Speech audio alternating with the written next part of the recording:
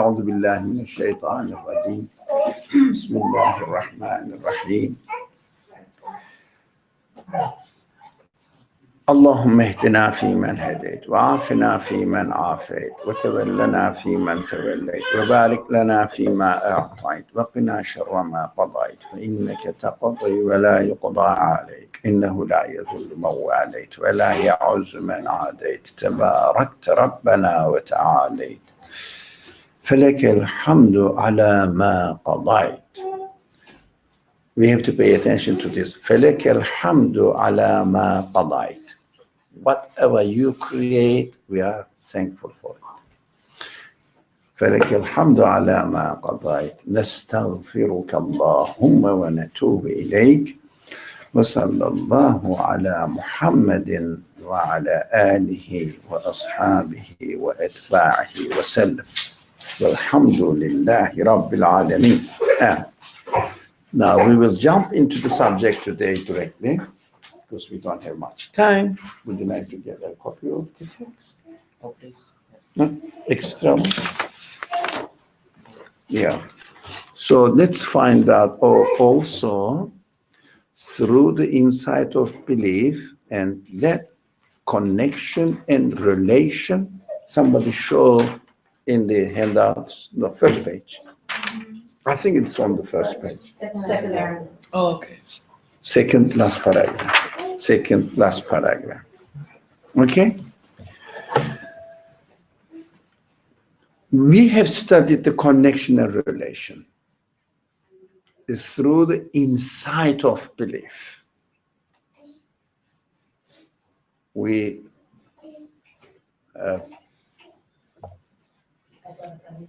go ahead. You've got your coffee. We have tea here. Okay, you can't have your tea afterwards. So through the inside awareness of belief, it means not only nominal belief that we believe in God, not like that. Really awareness of what belief brings to us. What belief introduces to us, which kind of worldview it introduces to us. We establish a connection. So with connection and relation, a bond is formed with all beings. Look, what would you normally expect? What would you normally expect when you say, I believe in God? You would expect that it means I'm connecting myself with God. But the text doesn't say so. If you are aware what belief in the existence of the Creator really is, you establish a connection, a relation, a bond with all beings, no?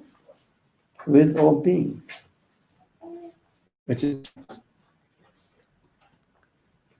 But am I not connecting with God? Connecting with God should not be baseless. For example, in an imaginary God, a kind of spiritual being or something, and I believe in you, okay, but I'm living in this world. So what is this world? What is this world? So I'm connecting myself to God, to the Creator, okay? What I believe in God here. Well, what is good for me to realize that when I conclude that this universe has a creator, this we are not discussing on Saturdays, this point.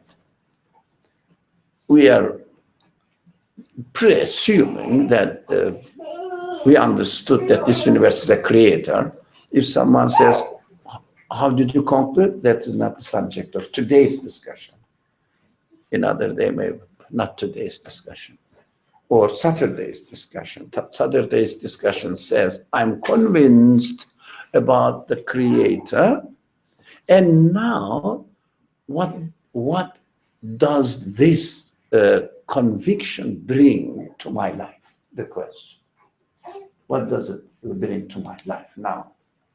So it brings to my life that it connects you to everything. To everything. Everything becomes your brother, your sister. They are all created by the same one as he created you. So your senses, your emotions are to be practiced in this world as they are with you. Existence is with you because the source of existence is eternal. You belong to the eternal, and the other things that belong to the eternal. For example, I am eating donuts. Donuts, please. Adam's present to us. So we welcome Adam. He says, here I am. So as you eat your donut, something you enjoy, so it becomes eternal. The taste, the pleasure, the happiness you experience while you are eating only once in a minute, maybe not even second. The pleasure is gone, but what remains? Memory of, and when you die, memory goes as well. In your understanding, something remains. This instant pleasure is from an eternal pleasure giver. Eternal pleasure giver. So you realize that, the pleasure in itself cannot exist by itself. That is the requirement of belief. Belief means I understand that the universe is a creator, very simple. So let's bring this belief into our practical life. What is the corollary of this belief in my practical life? Nothing, everything is transient. After you realize that everything is coming from an eternal source, everything becomes eternal. Why? Because you attach to the eternal source. You saw that it is transient, but the manufacturer continues to producing it. Because manufacturer never fails. Because the creator of the universe, as the universe itself witnesses, it never fails. The manufacturer of the universe never fails. Producers sends one, another one, another one, another one, never. Existence never ceases. Do we get it? But what kind of religion is it?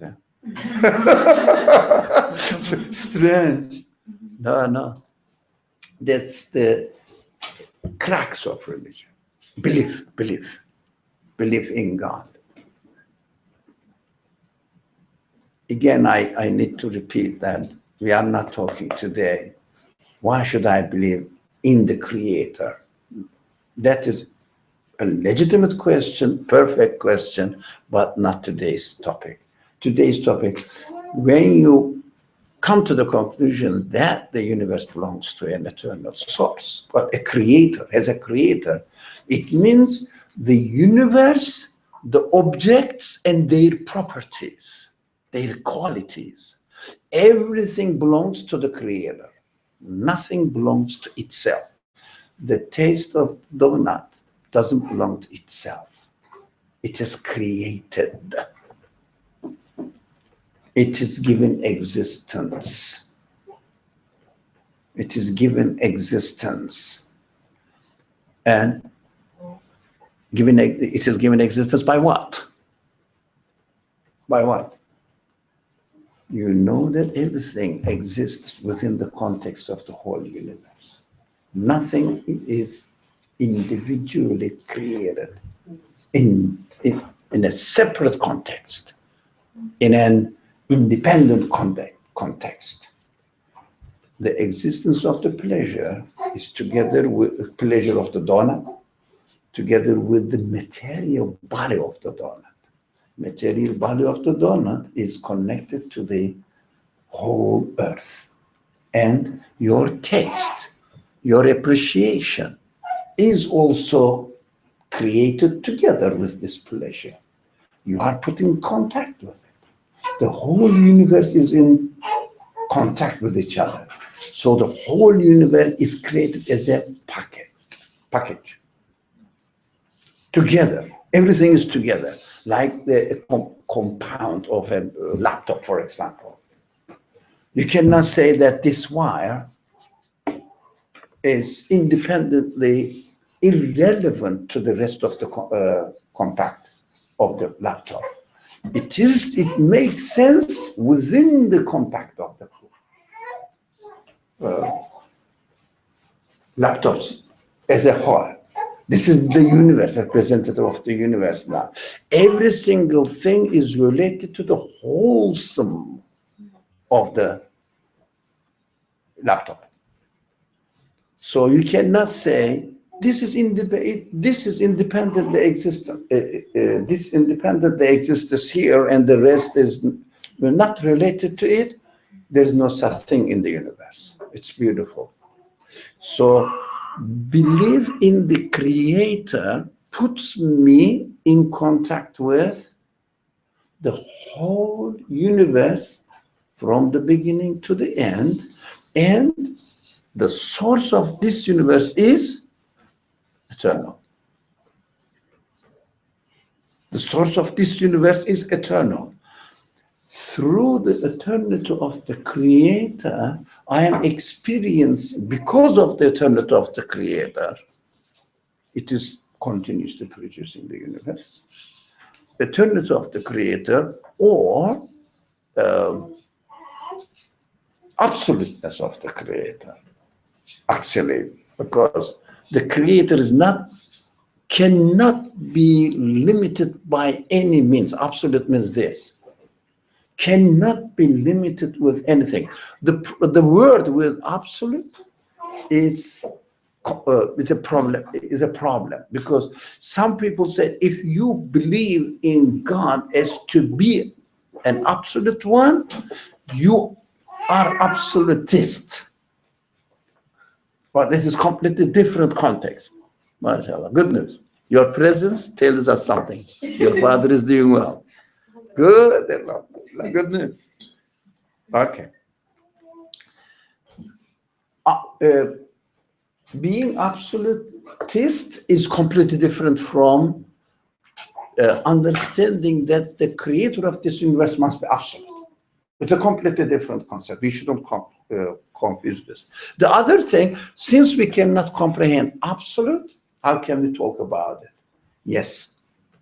We cannot comprehend the capacity of absolute. That is what absolute is.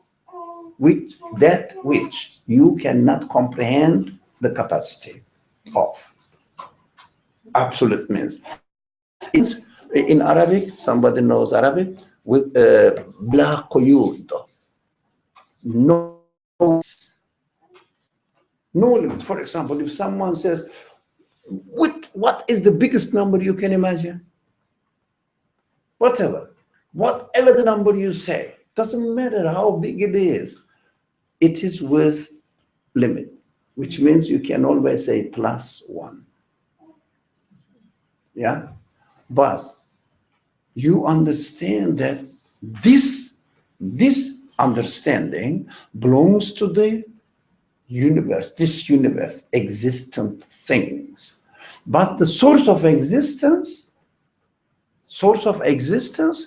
cannot be describable within the conditions of what exists here, created by him, by it.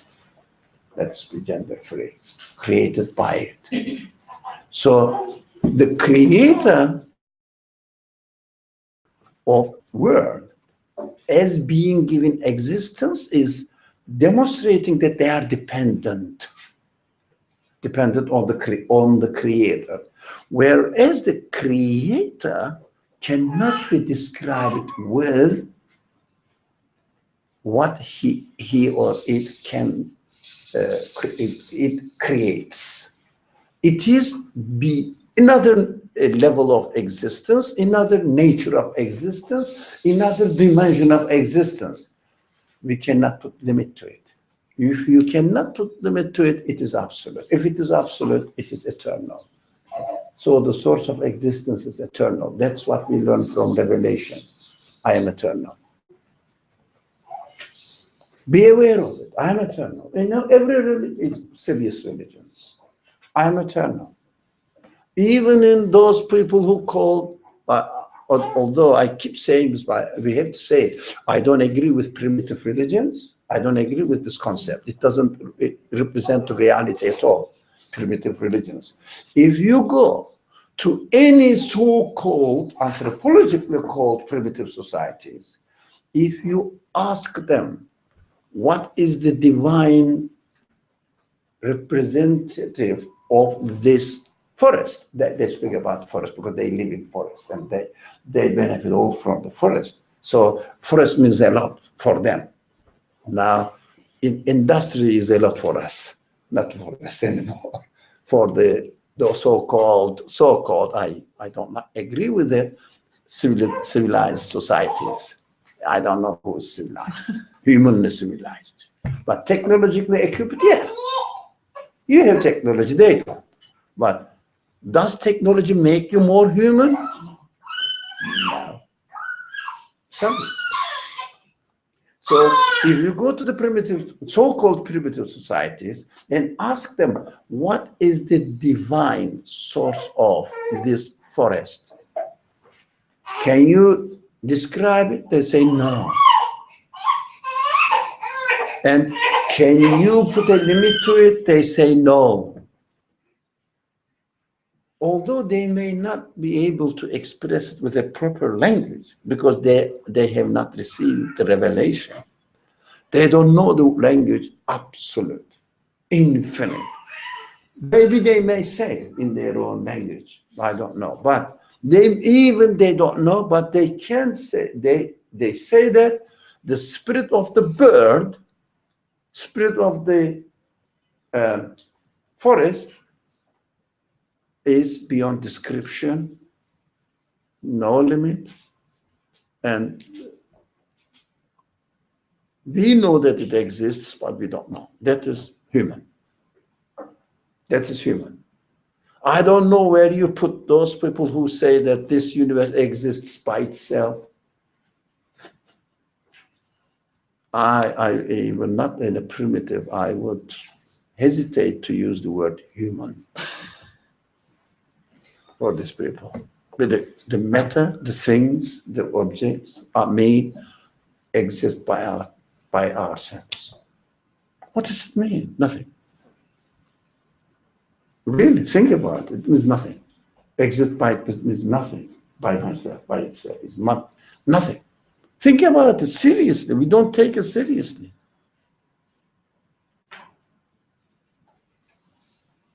So, belief, the insight, the awareness, the consciousness of believing God, who is the creator of the universe, makes you or connects you to whole being with no time and no space limitations.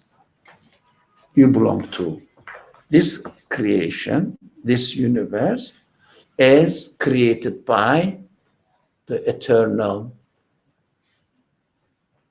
being, and I, together with all the creatures around me, beings around me, belong to him. We, not only me, everything belong to him. So our source of existence is eternal. The title was how can I gain eternal life? Through eternal existence. Eternal existent one is the creator. Eternal life, you can gain it if you know how to connect yourself to the eternal creator. So connecting yourself to the eternal creator makes you understand, feel that you are living in a complete world that belongs to you. Why?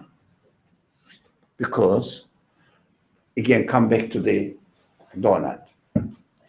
The pleasure in donut you experience in a moment, just a fraction of a time. It's nice, and when you swallow it, done. Okay. If you are aware of its existence coming from an eternal source, what happens? The creator of this instantaneous taste is eternal. Its existence belongs to the eternal source. So all other tastes belong to this eternal source. In the past, in the future, all the tastes came from the same source, and you belong to this source. Your existence belongs to this source. What happens? Do you worry at all? Do you worry at all that this taste is gone after realizing that this taste is from the eternal source? I belong to this. My manufacturer continues to produce pleasure. I belong to him. My senses or expectations, hopes of having the pleasure continuously and entertaining it is from him. This instant or instantaneous existence of the pleasure is what? Is a promise. I am the one who creates this. I am the one who creates the desire in you. Trust me. That is just a taste. That is just a trust that you can establish, given to you, so that you will understand that I'm promising you. And I'm introducing myself to you. I am the creator, eternal, absolute creator of the taste, pleasure. So this is the source of hope.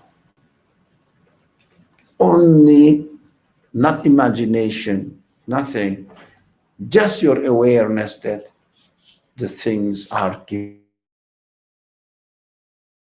existence. This awareness gives you the freedom of any fear, any worry. No, I don't worry. So they say, death, none of my business. I'm getting old, none of my business. I'm being taken care of by whom? By the absolute one. Why should I bother? Why should I bother? Even you bother, what can you do? What can you do? You bother. I don't want to get old. What? It means the creation is presented or realized in such a way, the perfect way, that human beings' expectations can never be fulfilled by directing these expectations to the universe itself. No way. It means a call from my creator. Don't lay your trust, your hope in anything created itself, in me. It's a call. It's just a call. Come to me. Trust me and benefit from my presentation and get to know me better. So you can have more donuts. It's from him. Yeah, plenty. So it's from him. It's from him. They are presents to you from him, revealing himself to you. It's so relaxing, so human. Anything apart from this understanding, no solution. For human expectations, no solution. You cannot cheat yourself knowingly, saying that you are going to die one day, but try to enjoy myself until I die. Anytime you get a pleasure, it disappears. Okay, let me get hungry and experience donut again and repeat my pleasure until I'll die. Yeah? Waiting for satisfaction with dead end. With a dead end, you are going to disappear. For human expectations is curtailed, forced to not to think beyond death. Because no hope for you, no hope. Because you happen to be here accidentally, and you are going to die accidentally, and you have to suffer in between to make most of the pleasure that you can make. You try your best, knowing that you will disappear one day. It's not human. I don't think it is human. I don't feel that. It is not human. It's not for me. Knowing that you will disappear one day, even you enjoyed yourself yesterday, knowing that it is gone forever, and you may repeat it only if you have the chance until you die. And you will lose it at the end for good. What pleasure you can take from the taste, pleasure you got yesterday? It's gone. No, without connection to the Creator, you cannot satisfy your humanity. Impossible. You may temporarily cheat yourself. I say cheat yourself, temporarily cheat yourself by saying that, okay, there is no hope anyway. At this, I'm going to entertain myself. Next time when I'm hungry, I will eat another donut. That's why people want to accumulate property. Because next time I will have, next time I will experience, next time I will experience. And become crazy consumers. Yeah, that's what people who want to exploit you, your energy, your humanity, want you to become a consumer. So you will buy more, consume more, and be slave of this circle more. Never, there is no freedom. That's abuse. They enslave you. They enslave you through mortgage ties, work ties. You have to. Why? You need to satisfy yourself. How? Temporarily. Humanity is not this, is it? Humanity is not this. Cheating yourself with temporary entertainment.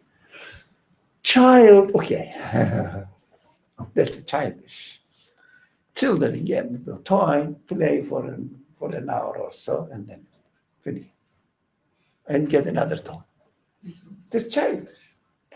But an adult cannot cheat themselves. What they do, they try to suppress their expectations by keeping themselves busy, getting drunk, with anything, not only with sorry, with sorry, yeah, anything. How do you say? Intoxicants. Intoxicant. Any kind of intoxicants. Maybe material intoxicants, drugs, or psychological intoxicants, trying to forget your reality, unfortunately. Make you forget your reality. What we do, we keep gossiping, we keep talking trash, we keep talking about what happened in some other parts of the world, even you don't know what's happening in your own being. Yeah. Yeah. Intoxicants. There are many sources inviting us. Come and keep yourself busy with me. Listen to me, I'll tell you a story. You know what happened in, I don't know, Australia today? And you don't know what happens in me as a human being. So, this bond through the insight, the awareness, consciousness of belief is this bond, this thing, this connection is formed with all beings, a sort of union. A sort of union is attained with them, with the beings. Now, we created beings. Now, I don't say I exist. No, we, everything in this universe exist at the same time with bonds. We are totally created within the context of this compound of the laptop. Even one key says, I am a part of the whole universe, designed, made, created by the other parts, together with the other parts, or our engineer, prepared, given existence, created by him. So you cannot be individualistic at all. You cannot think of the world as you exist alone. The others are alien to you. No, nothing is alien to you. And everything is interconnected. And I am a part of this universe, this compound, and we are the production of our creator, engineer. Yeah, who's called generally in English language God. Yeah. If you like, we are, who are we? Everything. Children of God. If you like, because this term is used here, but exploited by some other children of God, specified. But we say children of God is everything in the universe. It means production. God's creation, it means. Now, it makes sense. If you specify, there is no reason to justify this specification. So, a sort of union, this is a sort of union is attained with them altogether, actually. Okay? In this way, apart from one's personal existence, now the text goes easy now. Apart from one's personal existence, in second place is is it in second place there? Translation? It's not the best translation actually of the original. In a second degree or level of existence, in a second degree of existence, through the insight of belief. And that connection, relation, bond, and union, a boundless existence, a limitless existence comes into being, which is as though once as though one's own. It means key says one key or one part of the computer says the existence of this wire is mine, because without this wire, without power, it doesn't work. Existence of the screen is mine, because I am meaningless without the existence of screen. Existence of the connection in the machinery of the of this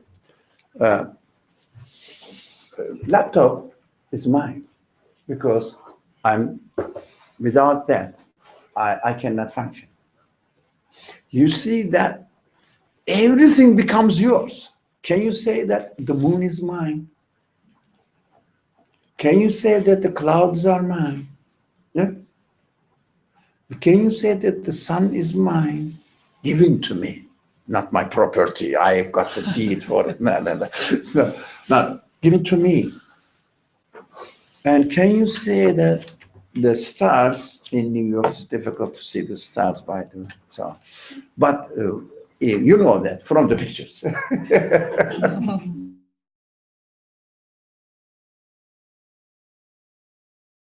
So the stars, beautiful stars, people, really human beings, really enjoy them. Watching the stars just makes you feel comfortable, makes you feel rich. You belong to this universe. What we feel here, Manhattan, sky, line, makes you feel we belong to this. Not what? No, this World. Yeah, this environment, or for example, the building of Empire Building is one of New York's what? Landmarks. Skyscape. Skyscraper. It's a landmark. Landmark. Exactly. I was looking for this landmark. I belong to this landmark, and I describe my existence according to this landmark. I am on the west side of Empire Building. I am in the east side of Empire Building. You say landmark is the Empire Building, or nowadays the building of Liberty, or they are changing it, but doesn't matter. So you start explaining your existence in terms of this building, instead of explaining your existence, because your coordination center, you describe your existence within the coordination center of the whole universe, not with this landmark or New York landmark buildings. That's why they are bright. They have lights. So as soon as you look at the skyline, you see them. I am here. You describe, start defining your existence according to the coordination of this landmark. But if you believe in God, who becomes your landmark? The eternal creator. Everything is related to you according to the creator, who is absolute. Can you imagine? The world changes. Your world becomes so large and meaningful within the whole universe, as you all belong to that absolute one. All together. Everything is from him. Everything is a sign from him. That's how you describe your existence, how you really locate your existence within the coordinates of in the 0 point lies what? God. So you describe yourself in accordance with your creator. You define yourself in accordance with your creator. You say, the donut is given to me by my creator. sent through Adam. Adam is the baby. So, sent through Adam, given to me by my Creator, presented to me by my Creator. Everything is organized in this way. So the creator has put us in connection with the rest of the whole universe. So we cannot ignore the universe in our belief in the absolute one. If someone closes his eyes and his concern, mind, to the universe, let this one speak about belief in God. Impossible. Imaginary. It's imaginary. It's not confirmative. It is not human conclusion. It is just imagination. You cannot really imagine God. The absolute is impossible. But you can conclude that the universe is his sign. It's a sign to his being the eternal one, because the universe itself is continuously passing, continuously produced by him. So it's beautiful. This understanding is beautiful. You can say that a boundless existence, boundless, limitless existence comes into being, which is as though one's own. This mine. It's mine. It's given to me. As if we say, this belongs to my company. Whatever it is, this belongs to my company. Yeah.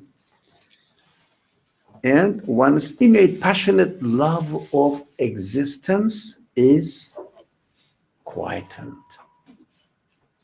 Innate, it's with us. Love of existence. Look, you may not like a kind of the life that you are experiencing. It's all right. But we human beings cannot deny the value of the existence for us.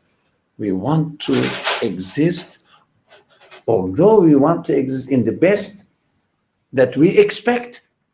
That's our right, because the one who made me gave me the desire to experience the best type of existence, right? So I expect the best kind of existence, that I will enjoy it at the highest level for me that I can imagine. Yeah. That is my expectation. The best kind of existence. But because we are disillusioned, dismayed, best kind of existence is not possible, because at the end I'll get old and die. And we lose hope in appreciating the value of existence. We may think that without really deliberately reflecting on what we are saying, we may think that I don't want to exist anymore. It's a cheap way of thinking. I don't want to exist anymore. As if we may come to this conclusion. But because we say this, I don't want to exist anymore, because we are disillusioned with the conditions that we are experiencing. These conditions are, if you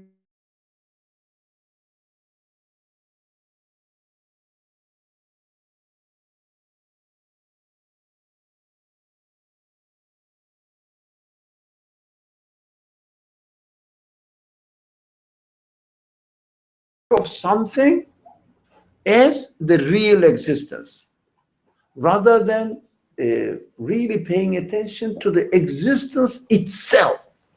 Even a momentary existence of a pleasure is a sign that is coming from the eternal creator, your creator. So benefit from it and get to know who the creator is, who your creator is. Get to know who your creator is. He is the one who created this. And connect yourself to him, saying that I belong to you, I acknowledge that you can create this pleasure, and I want it to be experiencing this pleasure eternally. And you can do it.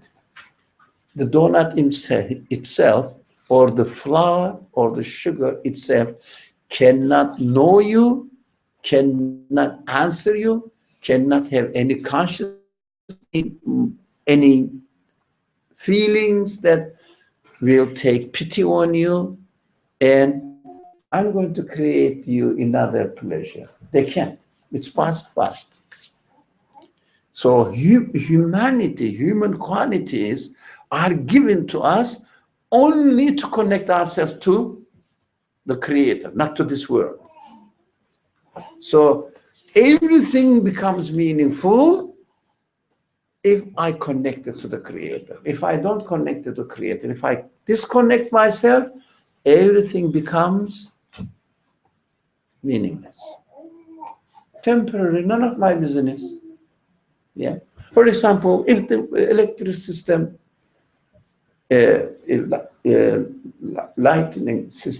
lighting system goes wrong, what do we do here? Let the building doesn't belong to me.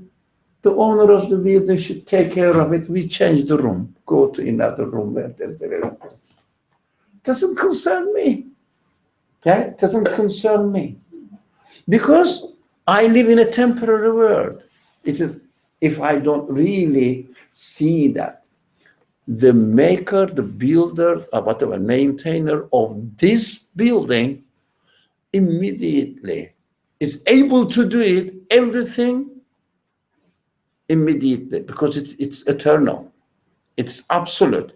I just say, okay, he can do it. I believe he can do it, but he did it on a purpose. Now, he's teaching me something else. Not to attach myself to the lighting itself, but to him, to the one who owns the building. So if you trust that the maker of the building or the maintainer of this building, sustainer of this building, knows you and creates everything for you, you start saying that, oh, not because he's run out of the system, he's run out of power, just because he is teaching me, giving me another opportunity to get to know him. Because he's my owner. And he himself is absolute. He doesn't lack anything, because he cannot never fall into the shortage of paying the bills, so the power is cut off. There's no point of thinking in this way. It is impossible if you really become aware of it. So is eternal existence, love of existence, can only be satisfied or saturated or quietened by becoming aware of the Creator of the universe and really being comfortable with this understanding. It is the only human experience. It's the only human thing that we understand. We should understand. Ultimately, we are given the abilities to understand the source of our existence, so attach our existence to him and make the existence meaningful for him. Otherwise, everybody, if someone doesn't believe in God, and if this person doesn't believe in the Creator, and this person says, I don't want to exist forever, I say, yeah, you are right. Because you have no hope. You have no source of trust that you can make sure that your existence will definitely be guaranteed by the one who creates and by the one who gives you, or who has given you the desire for an eternal life, eternal happiness in an eternal existence. Because there is no other source that guarantees that. So losing the source, what do you say? I don't want to live anymore. I don't want to exist eternally. But with one condition we can say, if I am going to be eternally happy, yeah, as I want. But it needs another level of consciousness now. As you want means, Because you've been given the ability to want. yeah, it means you are endowed with these qualities. We have to be aware of it. As I was created to want it. But unfortunately, what we do, it is a shortcut always in our reasoning. In our reasoning, we say, we take our existence for granted. We take the existence of our feelings for granted, saying that this is what I want. No way for this person to question, how come that you want this? Where did you get this feeling? Well, especially feeling for eternal happiness. So a meaningful, happy, eternal existence. Where did you get this feeling? People say, that's what I want. So simple, so simplistic, so simplistic. Am I the one who owns this feeling by myself? Accidentally happened to be there? Is there any way that I can attribute the existence of my human feelings to my particles? Does it make logic? The particles are the source of my feelings. It's contradictory anyway. By nature of existence, they are different nature, different levels of level of existence. Particle cannot be this individual or together cannot make human senses. It is, you can understand with your human qualities that because particles have no sign of being the source of anything in the future will happen, because they have no plan, they have no will, they have no knowledge, they have no choice. They are bound to exist as they are given existence, like me. Like me. Can you grow your hair on the top of your head? Given.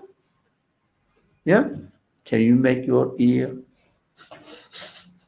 Given to you on purpose. Don't say, this is my ear. Impossible, it's a lie. This is given. There's a trust to you by your Creator. This consciousness is necessary. Don't take anything, the existence of anything for granted. Every day, write it down and hang it on the wall. Existence of anything cannot be taken for granted. It exists. We have to always ask the question, how come it does exist? We have to ask this question to ourselves. How come my feelings and expectations exist? Huh?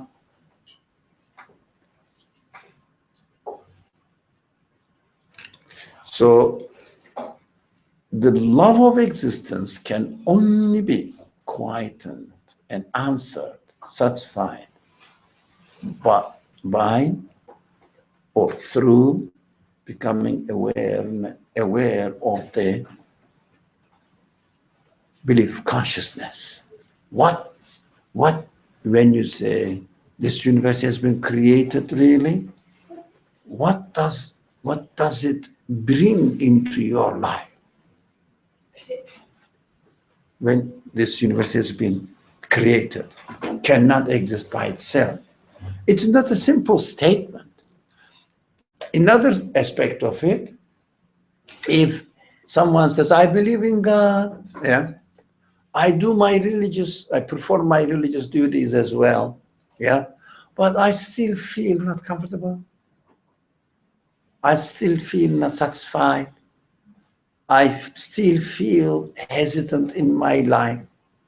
I don't know what happened to me and why all these horrible things happening to me. Of course, horrible things, the things that we don't like, we are created not to like.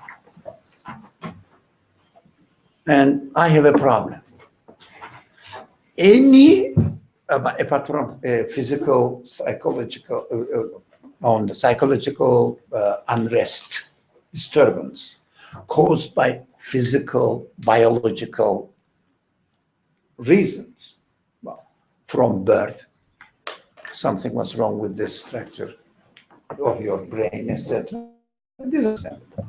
But apart from this biological reasons, a psychological disturbance, any, is caused by lack of awareness of your belief in God. What it means, it doesn't mean that you don't believe, but you are not aware what it means really.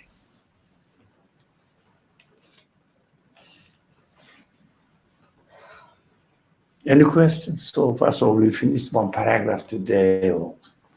We are really going fast. Okay, so one paragraph. It's not easy. So the sentence, the paragraph or the language is really heavy. It means loads of meaning in it, but we have to be very careful. Each word means something. So it is good to be aware of it and benefit from it. So the second paragraph, just the explanation of this paragraph. So easy. Who would like to read it? I want to get a little bit less. I have a question. Yeah. Let's say some psychological disturbance can be caused by someone else hurting you, not by you. Like someone is doing something to you, so you become disturbed. Yeah. Is that also a lack of awareness of my belief? Yeah. Yeah. Can you make that clear for me? Somebody is doing something bad or harmful to you. Yeah.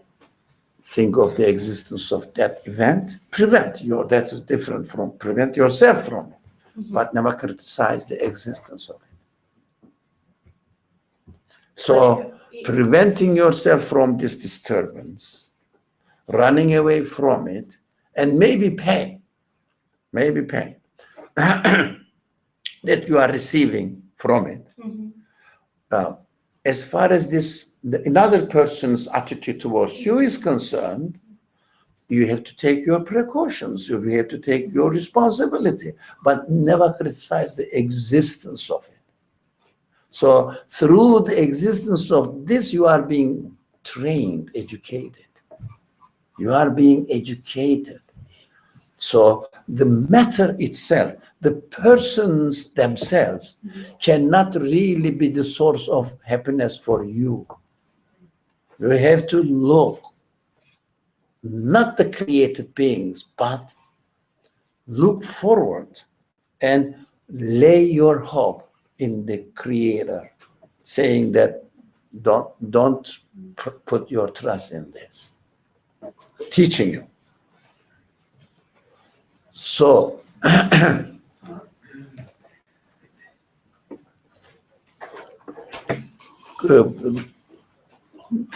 regarding the existence of the things that we don't like is different from avoiding from the harm of the things that we are made to dislike.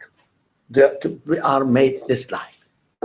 So for example, excuse me, there are certain diseases, there are certain in the creation, Yeah, they're created by God, yeah. And in these diseases, for example, some type of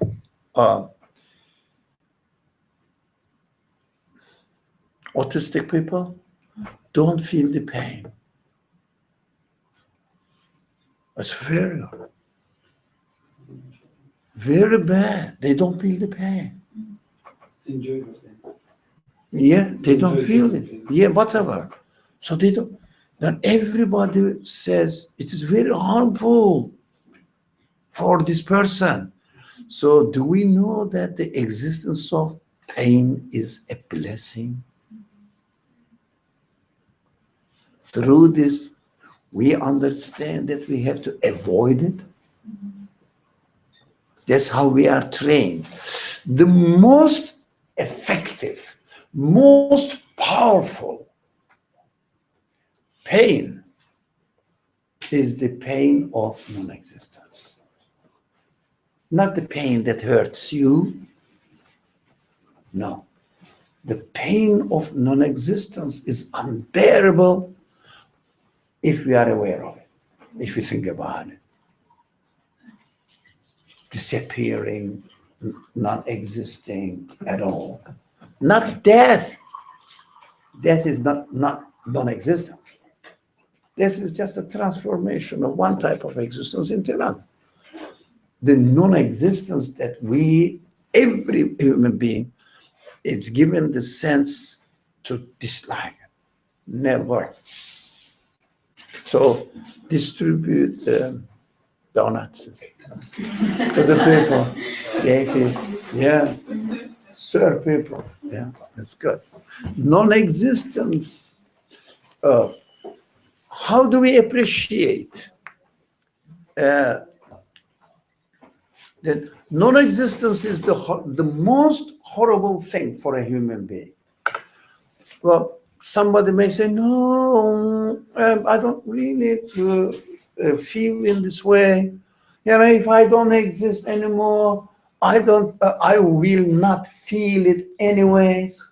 These are human fabricated interpretations. But while you exist, you feel it. You interpret it in this way. And I don't understand that.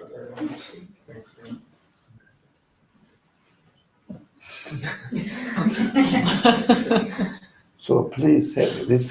Adam's present. Adam's gift. Oh, it's for Adam? Okay, then I'll. Yeah. Adam. Yeah. Adam is welcoming you. We are welcoming him. He welcomes us. So you don't understand. If someone never questions the source of or the benefit, the beauty of his health, never questions it, taking it for granted, right? The health, how useful is it? How good it is? How enjoyable it is? What he does, because he doesn't really appreciate the value of health. He only complains about when he loses it. So some time ago, I remember in a halakha that all the qualities that we have, they're given. Our hearing, sight, sense of taste, all of these things are gifts. They're given to us.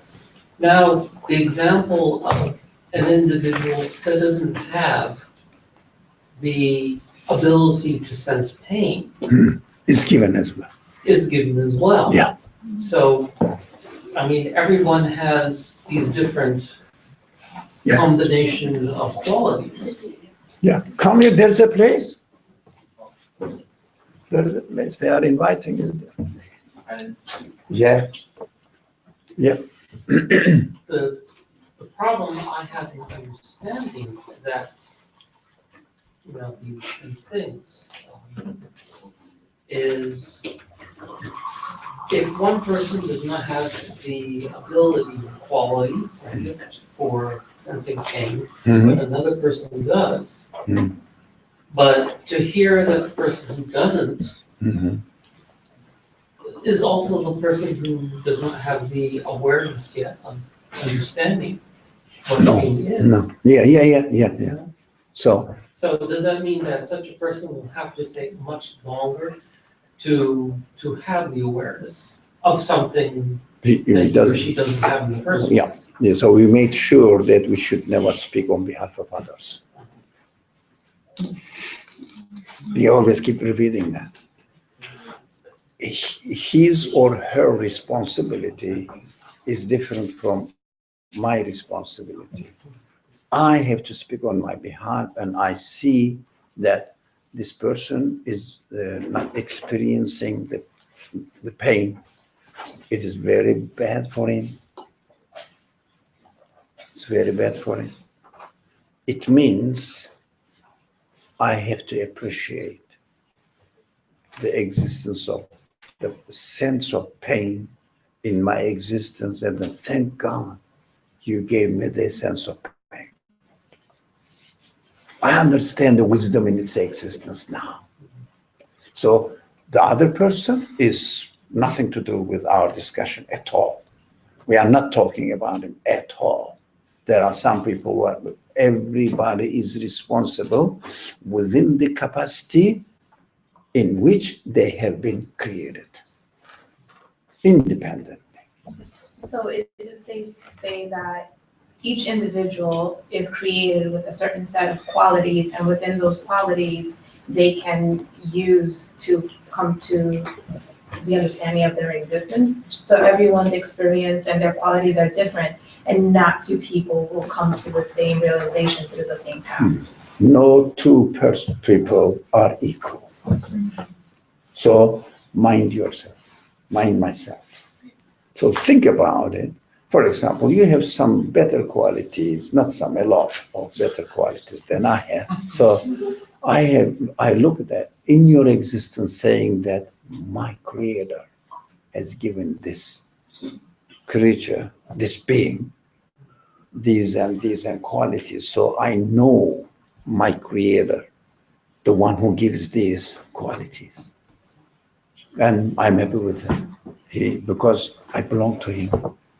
If you like, he's my manufacturer. So I can lay trust in him. He can do. I want to be like that. Yeah, this feeling is given to you by him again and calling you that, look, I can give it. I can give it. Nothing and nobody can give it at all.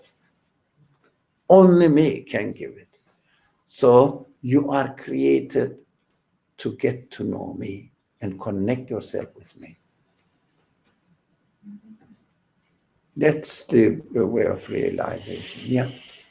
I'm thinking the existence of pain and the existence of not being able to experience pain, being good or bad. I think that's just like our individual conclusions, whether it's good or bad, but perhaps it's good for me that I can experience pain, and it's also good for that person. We don't speak about them. We shouldn't waste time actually speaking about other people.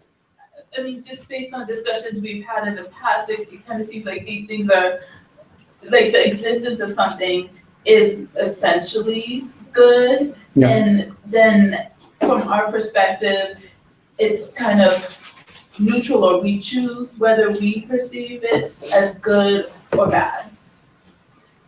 So we have to be aware that if I perceive it as bad, is my mistake. Right. But I have to appreciate the existence of it because I'm learning what to favor, what not to favor. So I have to be aware of the importance of health. If I am aware of the importance of health and appreciate the creator, because he is the creator of health. Then I can be aware that I don't want to be unhealthy. Only then. That was an example, analogy. So if someone really concentrates on the importance of existing, it means importance of existence. So if someone really understands that, look, I exist, I can challenge you. I can challenge you. It will be a big challenge, but there must be exceptions. Not many people are aware of their existence. They care their life as they see it. That's so simplistic. It's so simplistic. If you ask yourself, have I ever thought of my existence?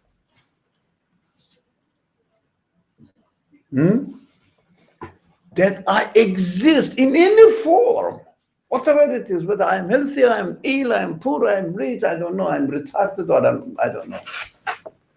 But I exist. How many seconds, I would say?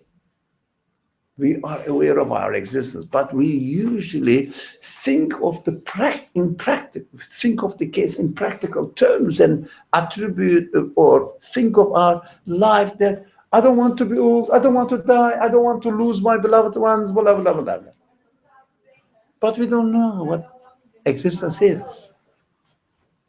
In reality, that this is the most important matter that we have to pay attention. Here, the text is dealing with existence. So drawing our attention to existence and trying to train us that we have to take notice of our existence.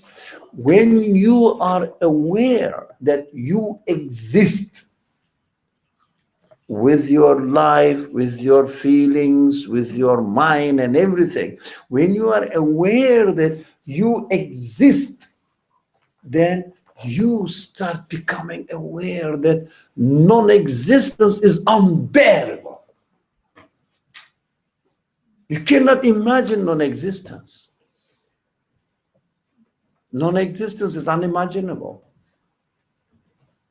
But we think, I'm in a very horrible position. Okay, you are not happy. Yeah, I understand.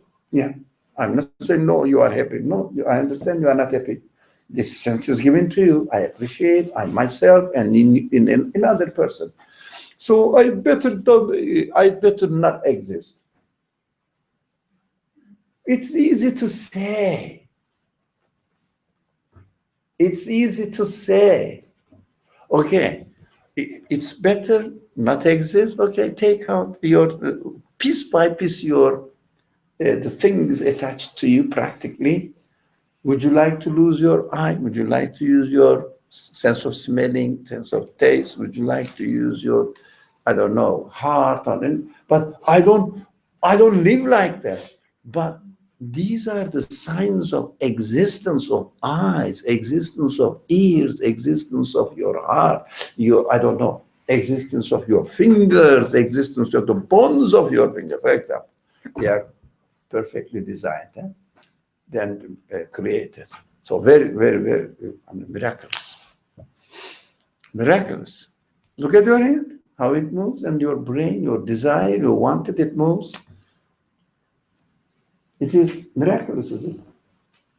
Everything. You want to see, your eye turns.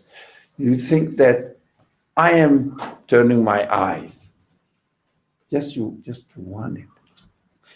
You cannot turn your eyes.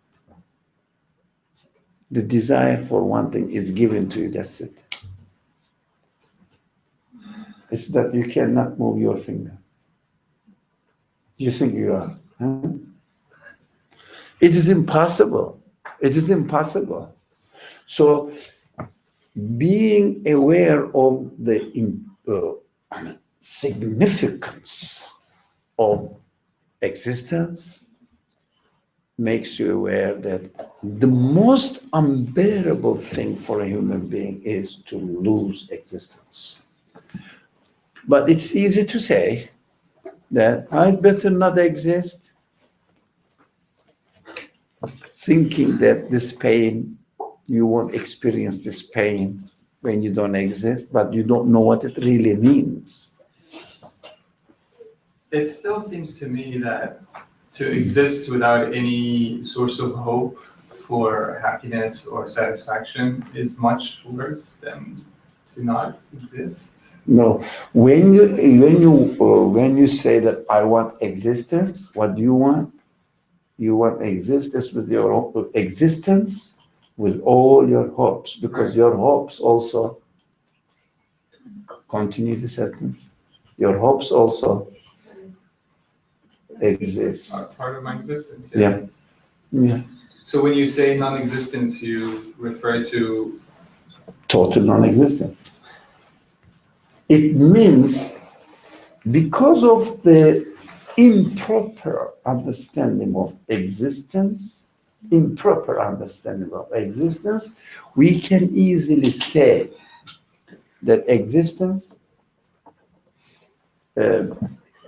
non-existence is okay because of the lack of proper understanding of existence. Yeah? Because of the lack of proper understanding of existence. We are human beings as we are. Think about your existence as you are. In reality, I tried a lot. I cannot imagine non-existence in reality. But tongue says it easily. So that's why the people confused with non-existence and death. They think that death is non-existence. So they commit suicide if they undergo some so-called unbearable conditions. They commit suicide. Because they think that after dying, they won't exist anymore. They think. That's misunderstanding of existence. That's why I say existence is mostly confused with what we understand life in this world, in these conditions of the world. If you really understand it, you never want to commit suicide, you never will be sorry for anything happens to you. Just try to see the wisdom in its existence, and they are all fulfilling the mission of your being in this world, helping you to understand who made you, who gave you existence, and whom are you going to seek. Beautiful, but needs a bit of reflection. Yeah. So, my understanding is that there is no such thing as non-existence. Mm-hmm. I mean, especially if you become aware, the more you become aware of existence itself and your existence, you realize that you cannot annihilate yourself. So Annihilate your existence, yeah. Yes. But some people say annihilate your life, thinks that annihilating the existence, that's a misconception. right. Yeah. So what are you describing as non-existence, if that even exists? If non-existence exists, what is that? No, doesn't. That's why only tongue says it. Okay. And we don't know what it infers. So that is easy to say that I better not exist.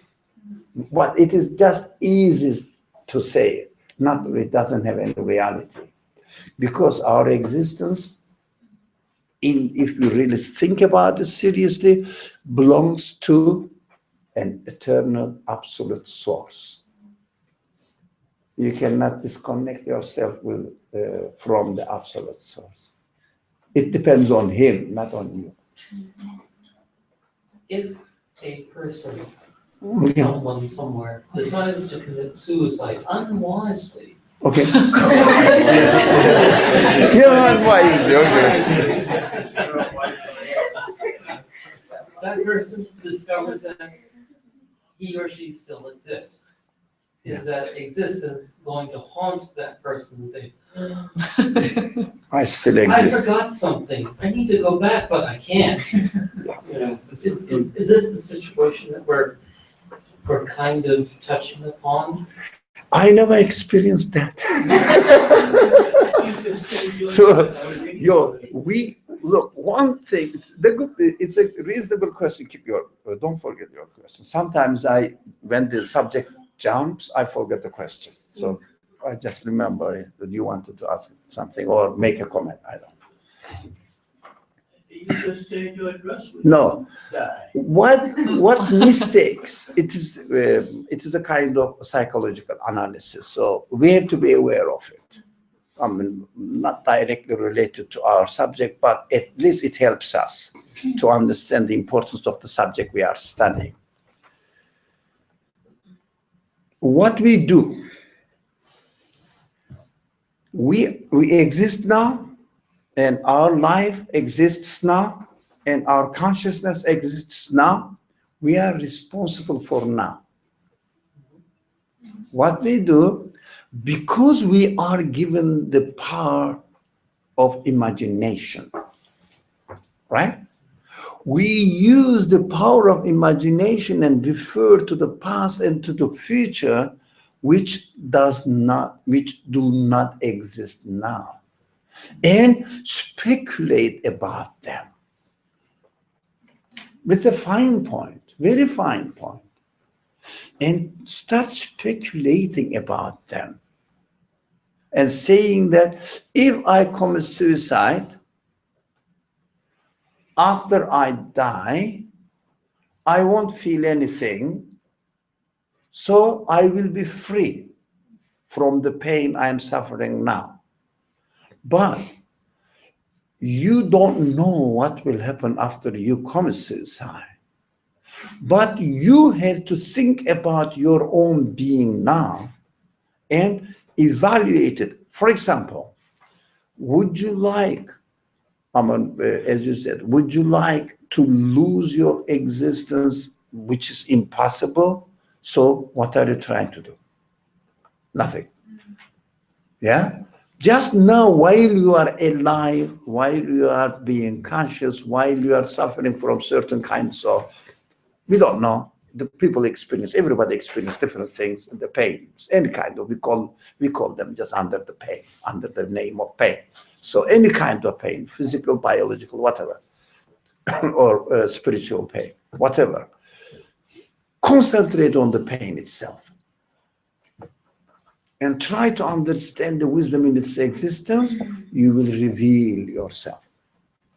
Rather than imagining that if I give an end to my life, the pain I won't experience, the pain will disappear, and I will disappear as well. That is just an imagination, because death is created like birth, given existence. We imagine that the dead person, we only are left with the body, the corpse, only the corpse. And the person doesn't feel, the corpse, the body doesn't feel. Let's assume that. For example, God forbid, cut my arm and put it here, right? Put it here. If someone comes and steps on it, what do I feel? Nothing. It's a corpse now, body. So do I not exist? I do. Do I feel anything? No. Dead body is not only the arm, but the body. That person, but the body. Whatever you do, it is disconnected from this man, the existence of this man as a human being. Now, human feelings or consciousness is not related to it anymore. So we think that that person doesn't feel. It's a very, very crucial misconception, human misconception. This is not the person. This is the corpse of the person. This is not the person. When I cut my hand and put it there, God forbid, I don't want to lose my hand. You know, I don't know whether if anybody wants to lose his arm or hand. No one, I think. So put there, I am not the piece of meat. I'm something else. I am what I am. This is a piece of meat. I mistakenly declare that that is my hand. It is given to me. I'm using it. That's it. It's not my hand. It's given to me. So now, for example, if you are experiencing, everybody experiences, not only me, everyone experiences the pain, any sort of pain in their life. So if you are experiencing the pain, don't jump into imaginary world, saying that if only I didn't have this, it would be better. But you have it. That's your reality now. That is the moment you are created with this feeling. Try to see the wisdom in its existence. In the creation of each being, there is a wisdom. There is a message for you, for me. Human consciousness is given to us this great, very awesome gift, consciousness, awareness. So you can use this human consciousness to evaluate the meaning in the existence of that moment. Don't expand it into the past and future. Like, I have been suffering from this for 3 months. And the doctors told me that I will suffer another year. Let's make it in this way. So what shall I do now? Or you cannot do anything because you are living in an imaginary world. Concentrate your existence right now and try to see the wisdom in its existence, and saying that I'm experiencing that I should never rely in anything created itself. I'm being trained. I'm being educated. Yeah. And so that I will refer my hopes, my expectations to him, not to anything created. It's very simple. Not to anything created. Cut off my hopes from the created beings and connect and plug in my creator. All my hopes into my creator. So that's what I am here for. So you can, if you want to, if you try this, the pain, if you are really into it, disappears. You don't feel it. That moment, the pain exists because of our expansion of imagination into past and future, which are not my reality. My reality is the moment I exist. It means I'm given existence. And connect my present existence to its source of existence and see the wisdom in it. It's a perfect way of dealing with hardship. We call them hardship of life. So our class is not a psychotherapy class, so, but at the same time, belief in God, as the Quran itself says, is healing. Healing. The Quran says, I am healing. God is sending the guidance for healing and mercy. Why? Shifa'un wa rahmatun. The Quran says it is ma huwa wa ma nunazzilu min al-Qur'ani ma huwa shifa'un wa rahmah. Beautiful. We just read it, memorize it, and turn it into a song. Yeah. Sorry? Good. Oh, that was really good. Oh, really? Can you help me get it? Write it down. Yeah.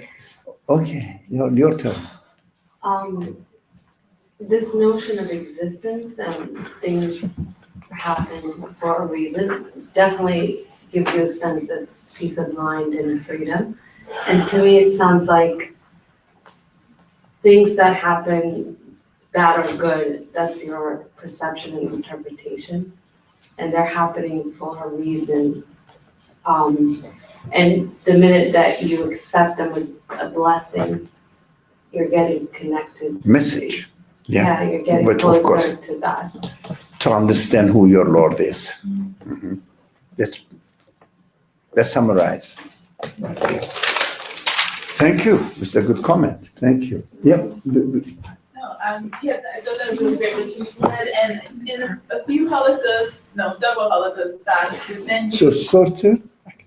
several classes ago, I see. then you spoke about this related to health, and you said that, once the person kind of stops focusing on the, I guess, ailment, then actually physically their immune system starts moving into, working for them. And you related it to something that that is stated in the Quran about how if you believe in something, if you trust in Allah, then He will send His army to protect you, something like this, I think it It was. means, well, but that is the literal reading of the verse of the Quran, yeah. Right, but. So when you are in a trouble, when you need, and if you are aware of it, God will send His army to support you. It means we don't wait for some, I don't know, helicopters coming down and really helping me, because if it is psychological, no one can help me anyways. But the understanding, the serenity, the comfort that will be created for you, and this is God's army. I mean, that's provided by God for you. So when you read the description of the Badr or I don't know, Uhud wars that the Prophet involved, and they attribute everything to that instance, or that event. That is very simplistic way of reading the scripture, and the scriptures are not to be read in this way. So scripture is the guidance of God for me now. So I'm not in that particular war conditions at all, but I am experiencing my own war conditions. How can I see the angels are coming down and helping me? It was created. The angels is we always simply and briefly explain that the angels is the meaning, the message of the creation represented by, message of the creator. The message of the creator which are represented by the creation, the things. For example, your immune system starts working if you are relaxed. If you are at tension, what happens? The doctors say, relax, calm down. So let your body work. It means let the angels, God's army, work on you. Don't reject them. So we are always in the battlefield of Uhud. Uhud is the one war took place during the life of Prophet, and they were desperate, and the Prophet asked, please God help us. We did our best, but we are in a desperate situation. We need your special help now. And the description of the verse is usually, when you read the translations or the commentaries, mostly refer the case to one instance happened in the past. And Muhammad prayed, and angels came down with green clothes and sharp swords, this ridiculous description of it, and make it an historical event. But the Quran says, I am a source of cure and healing for you now. That's my God speaking to me. That's my God speaking to me. So we are careful, we learn so far, so many times. We repeat this in our discussions. We cannot read any scripture literally and historically. It is impossible. So when we say that, although it's not our subject, when we say that we believe in the books, what does it mean? God sent books. What are they? Torah, Bible, and Zabur, or whatever, Psalms and Quran. Messages. Yeah, he speaks to you. He always speaks to you, not only 4 times.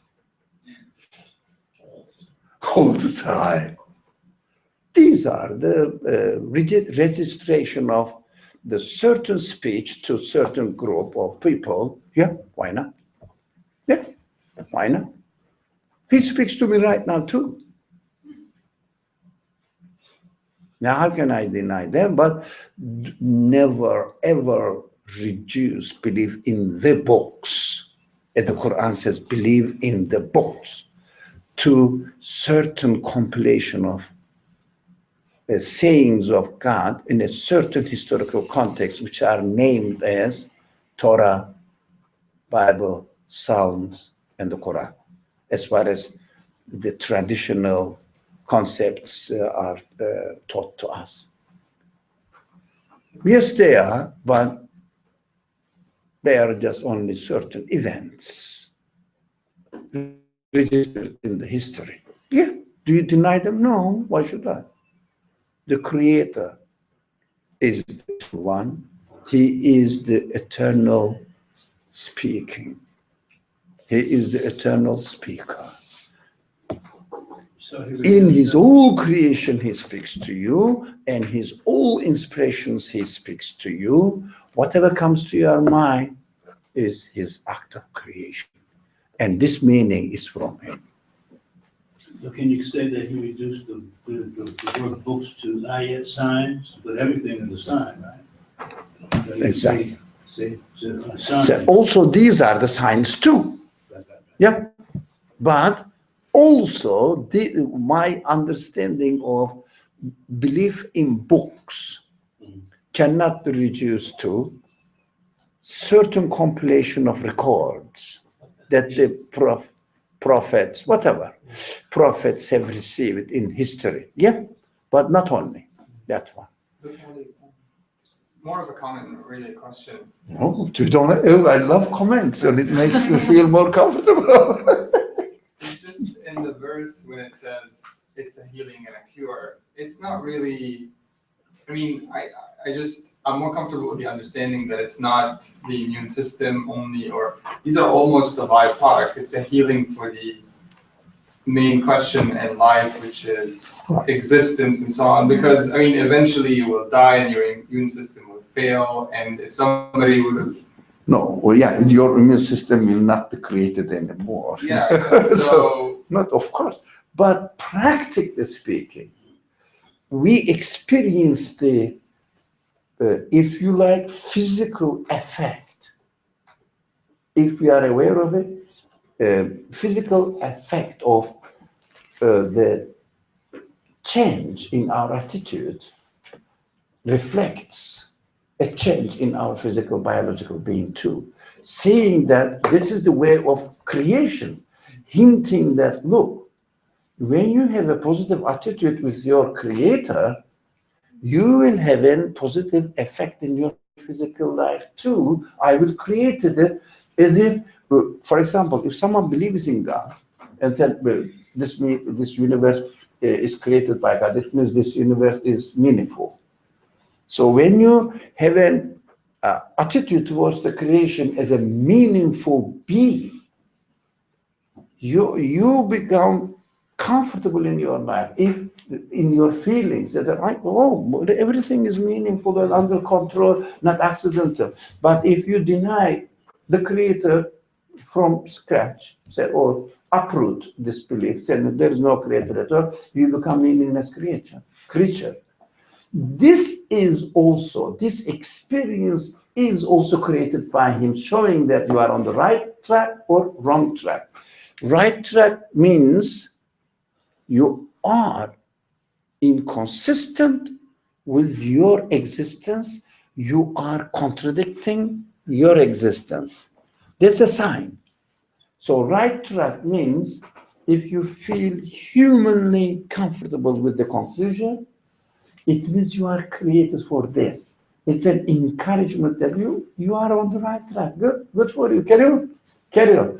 For example, the simple example, if you are nice to your neighbor and neighbors comes and nowadays people don't speak, either text you or leave a card in front of your door. So, but let's be human now, not modernized human, corruption.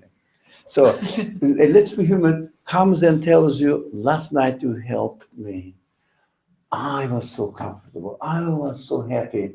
I really wanted to thank you and present you some donuts to represent it.